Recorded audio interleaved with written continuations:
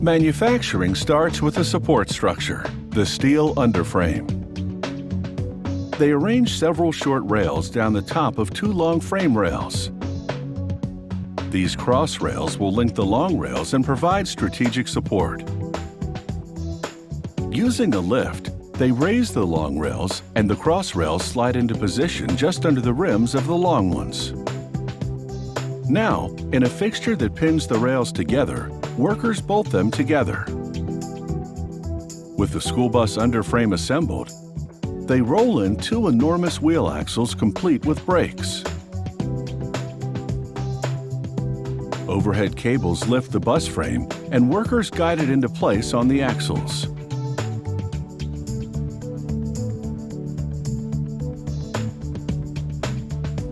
They attach the axles to the frame with metal brackets, shackles, and spacers where needed. The chassis is ready for the engine.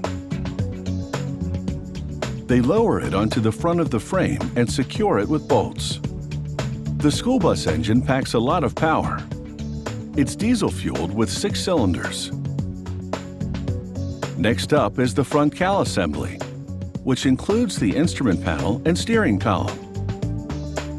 A worker wires the steering wheel to the controls in the column and slides it into place. They mount the tires and rims, 4 on the back axle to handle the heavier passenger load and 2 on the front. Using a multi-prong tool, the worker tightens numerous nuts to fasten the wheels to the axles.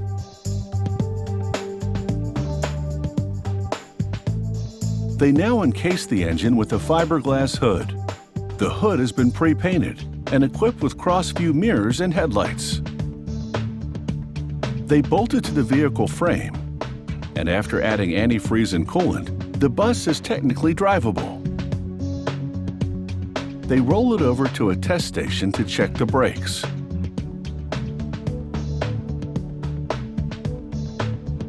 The wheels turn on rollers, so the bus runs in one spot.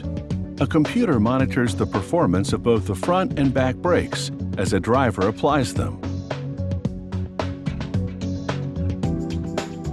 They now move on to build the school bus body. The body starts with the floor. They unwind double-sided galvanized steel into a machine that slices it into panels. It also cuts holes to be used for assembly. A forming machine folds the sides to create support beams. 2 more steel beams will really stiffen the floor panel. A worker positions those beams on the panel, and an automated machine welds them to it. It feeds the floor panel to the welder incrementally, so it can spot weld down the length of the beams.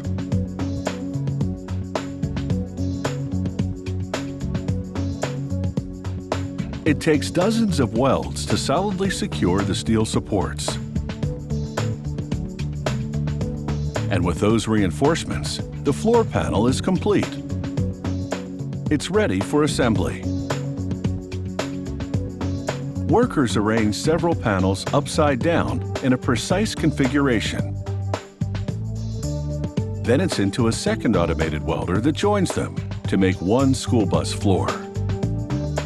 After manually welding pockets for wheels, a machine called the floor flip picks up the bus floor and turns it right side up.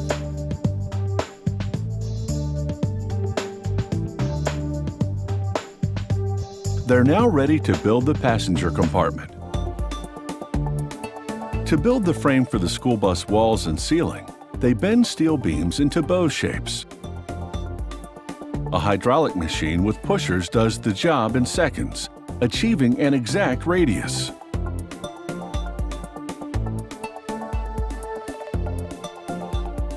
The bows will serve as ribs for the school bus body. They make several bows for each bus. The precise number depends on the bus size and capacity. Workers plug the ends of the bows into holes in steel rails and secure them with bolts. They weld lateral supports higher up, and the cage-like skeleton of the school bus takes shape. They're now ready to build on this framework. They attach the metal windshield surround. The team then moves the steel side sheets and skirting into place. They secure these panels with super strong adhesive and numerous rivets. Using cables and nylon straps, they pull steel sheets to the roof structure to make them conform to the contours. The steel is 20 gauge, a grade that's flexible enough to be easily bent. The cables hold the steel panels tightly to the roof structure while the workers rivet them to it. The number of rivets and the strength of the joints are among many government safety standards the school bus must meet. Working from the inside, they glue fiberglass insulation into the pockets of the cage to keep the bus warm in winter and cool in summer. The insulation will also muffle road noise and absorb some of the student chatter for a quieter ride. The team installs steel panels on the ceiling. These panels have tiny perforations to allow sound to escape into the insulation. They tape up the windows and doors and sand some areas as they now prepare to paint the exterior of the bus. The paint, National Bus Yellow, takes the metal from dull to bold. This shade was developed specifically for school buses and can be noticed even with peripheral vision.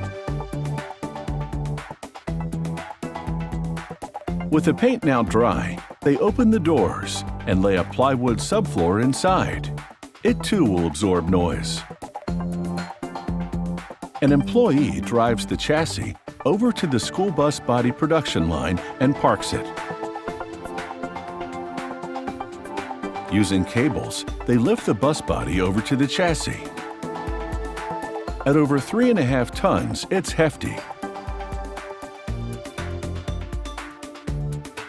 They gently lower it onto the frame rails and mate the front to the hood. They tie the body to the frame with heavy-duty clips. They arrange the seating to surround the passengers with cushioning.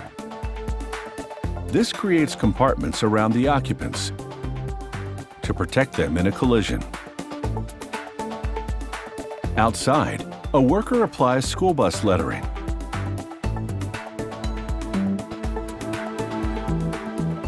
Another worker presses an adhesive-backed manufacturer's emblem to the hood.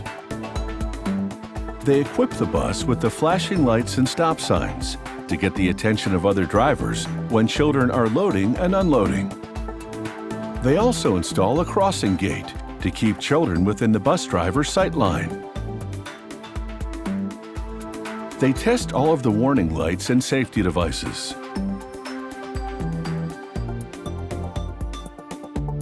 And satisfied that everything is operational, the bus rolls off the production line. It's taken a day and a half to build it,